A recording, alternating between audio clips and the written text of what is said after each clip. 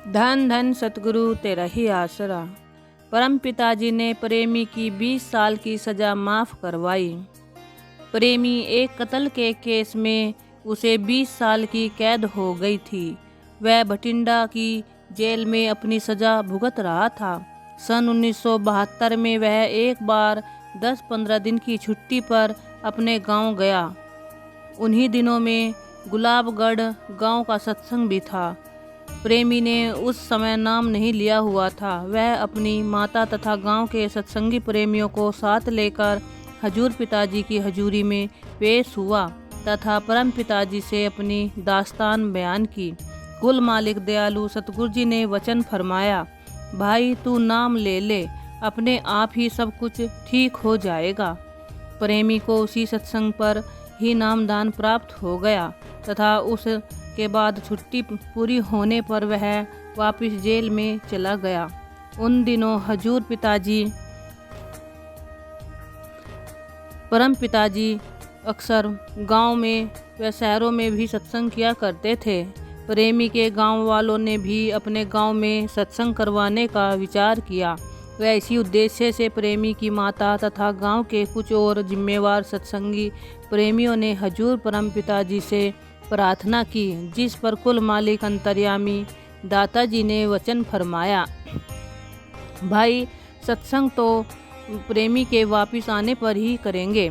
उस समय तो पक्की आशा थी कि प्रेमी को माफ़ी मिल जाएगी, क्योंकि उसने संबंधित अधिकारियों से पहले ही रहम की अपील कर रखी थी।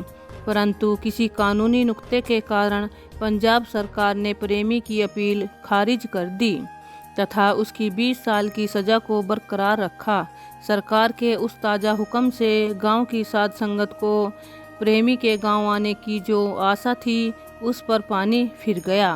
वह निराश हो गई। इसीलिए साध संगत इकट्ठी होकर एक दिन फिर पूज्य पिताजी की हजूरी में गई तथा दोबारा फिर सत्संग मंजूर करने की प्रार्थना की। कुल मालिक सच्चे पातशाह जी ने दोबारा फिर पहले वाली ही वचन दोहराया, भाई भोला गांव जरूर आएगा और उसके आने पर ही सत्संग मंजूर करेंगे।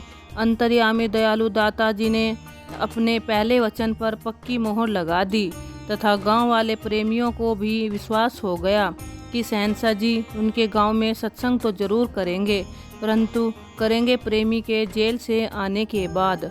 वह अब जल्दी ही आ जाएगा। कुल मालिक परम पिताजी के पवित्र मुख का वचन था, वह तो पूरा होना ही था। उसके लिए मालिक को चाहे कोई भी साधन जुटाना पड़ा। प्रेमी कुछ दिनों के लिए फिर अपने गांव छुट्टी पर आया हुआ था। उन्हीं दिनों में पंजाब सरकार ने 20 वर्ष के कैदियों के लिए दफ़ा 401 तहत अपील करने की छूट दे रखी थी, जिसके अधीन कैदी जिलाधीश यहां रहम की अपील कर सकता था। दोनों जहानों के मालिक शहंशाह के शहंशाह जी का वचन था। प्रेमी का काम तो होना ही था, चाहे उसके लिए मालिक को प्रत्यक्ष अथवा अप्रत्यक्ष रूप में कुछ भी करना पड़े। उसने भी सुअवसर देखते हुए राष्ट्रपति के पास रहम दिली की अपील कर दी। सच्चे पातशाह जी की कृपा से उसकी अपील स्वीकार कर ली गई तथा तारीखें पढ़ने लगी। गांव वालों को भी तब विश्वास हो गया कि प्रेमी अब जरूर घर आ जाएगा। एक दिन क्या हुआ कि प्रेमी जेल की अपनी छोटी सी कोठरी में अपने सतगुरु का सिमरण कर रहा था तो सर्व सामर्थ दाता परम पिताजी ने उसे प्रत्यक्ष दर्शन दिए। शहंशाह जी के एक हाथ में लालटेन थी तथा दूसरे हाथ में अपनी लाठी। सच्चे पातशाह जी ने उसे पूर्ण विश्वास दिलाते हुए फरमाया, भाई तेरा काम तो हो गया है। इतना वचन करके शहंशाह जी पल भर में ही आंखों से ओझल हो गए। प्रेमी यह बात पूरे आत्मविश्वास से कहता है कि उसने उस वक्त अपने सतगुरु परम पिताजी के बहुत ही नज़दीक से दर्शन किए थे। उनके पवित्र मुख से उपरोक्त वचनों को अपने कानों से सुना था। वह बताता है कि आज भी शहंशाह जी के वचन उसके कानों में ज्यों के त्यों गूंज रहे हैं। अगले दिन ही प्रेमी की उस अपील का फैसला होना था। वैसे तो उसे शहंशाह जी ने फैसले से पहले ही रात को सब कुछ बता दिया था। परंतु असल रूप में उसे गहरी भागी के सरपंच प्रेमी के वहां पहुंचने पर ही पता चला था, जो कि चंडीगढ़ से उसकी पेशी से सीधा वापस प्रेमी से मुलाकात करने गया था। पहले तो चंद सिंह ने असल बात को छिपा लिया कि खुशी की खबर सुनकर कहीं इसके दिल पर कोई असर न पहुंच जाए। उसने उदास सा चेहरा बनाते हुए उसको बताया कि अपील का आज फैसला होना था, परंतु किसी कारण आगे पर टाल दिया गया है। मैंने वहां पर किसी को कहते भी सुना है कि शायद उसकी अपील खारिज हो जाएगी। चंद सिंह की बात सुनकर प्रेमी को विश्वास नहीं हुआ।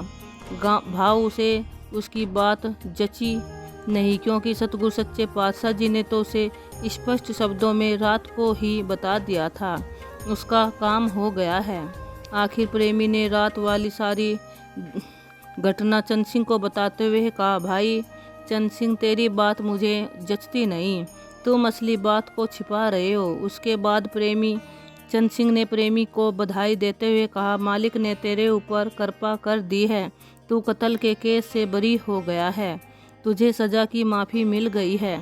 कुल मालिक के वचनों से प्रेमी जेल से रिहा होकर अपने घर चला गया।